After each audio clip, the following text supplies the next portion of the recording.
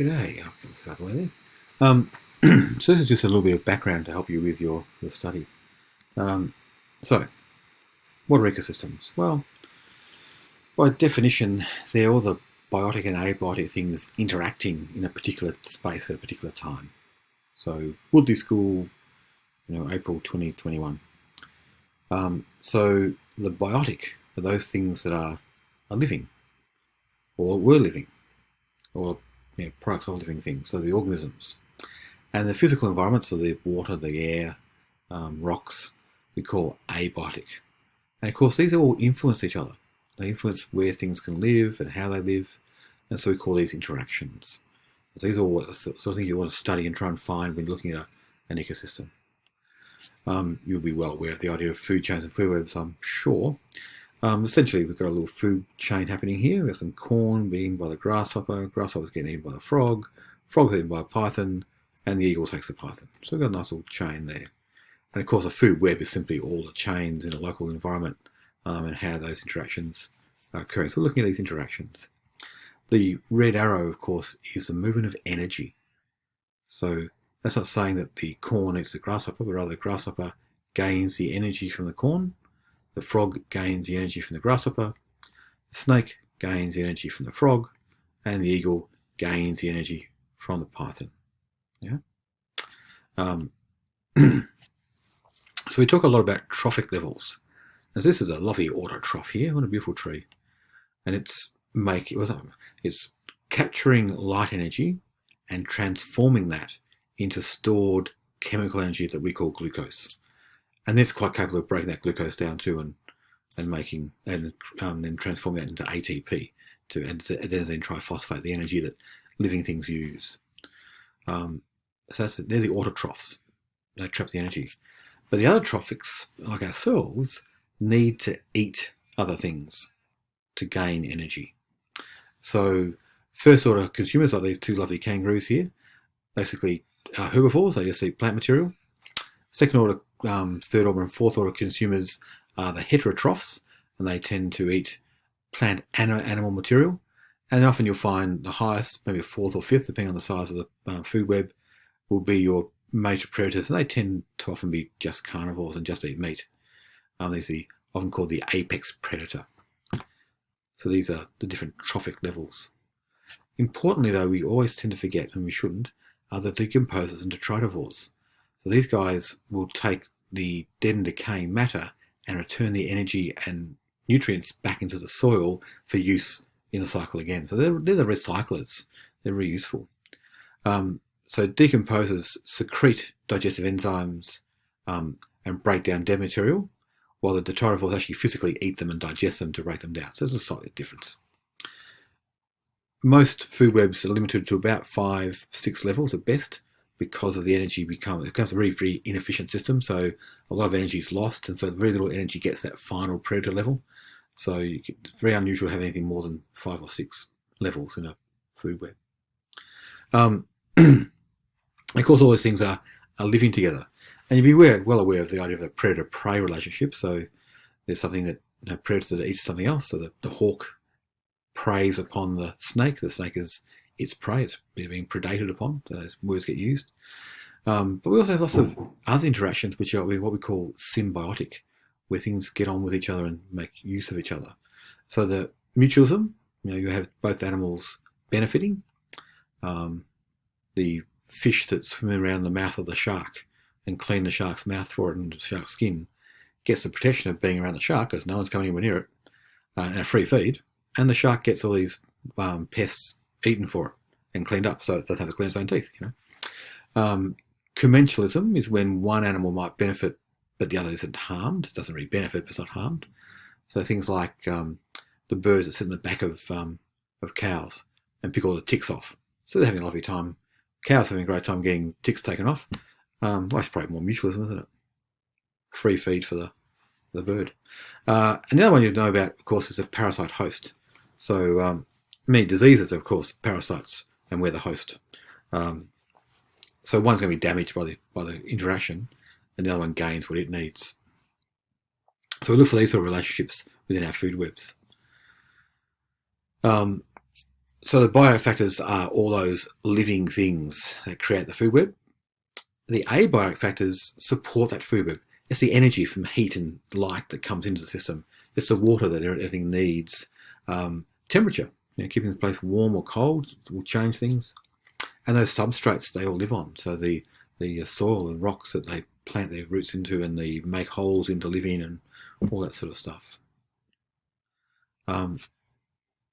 So we study energy transfer within ecosystems because we're keen to see where the energy is being created, or not created, transformed, and where it's being transferred to, and how it moves through an ecosystem, where it gets blocked maybe. So it's always very useful to us, and those food webs help us to explain where the energy is going. And it is a very inefficient system. So this little diagram here, we've got the oak tree. It's got heaps of energy. Some gets past the caterpillar, less to the blue tit, and very little to the sparrowhawk.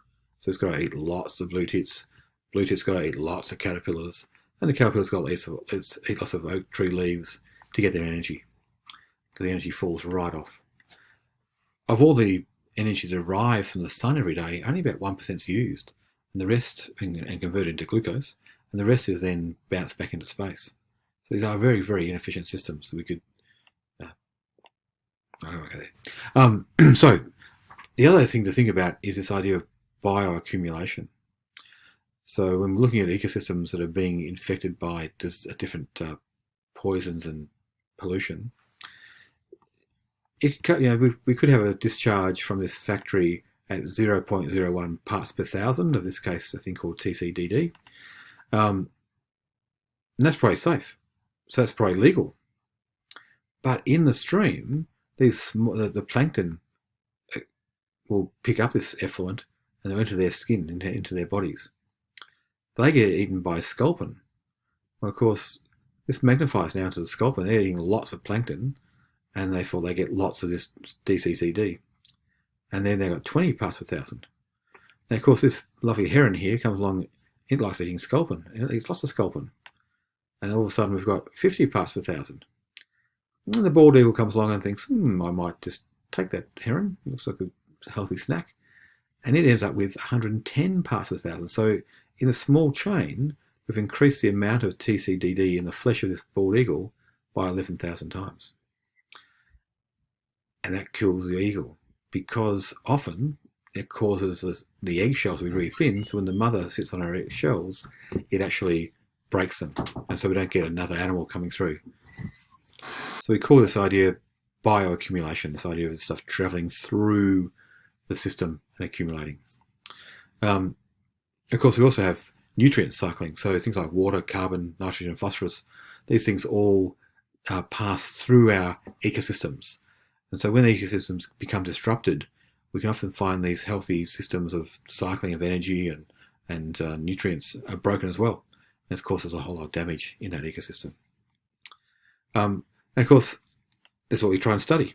So we like to know about distribution. We're looking for where we find a plant within an environment like Australia, or within a small environment like Woodleigh. So we're looking at distribution of the plant or animal or whatever, how much there is, and does that abundance change? Are they present in large numbers in spring, disappear for winter, so summer because it's too hot, come back in autumn or whatever, are they appear in different times? So there's interesting patterns of when they're present.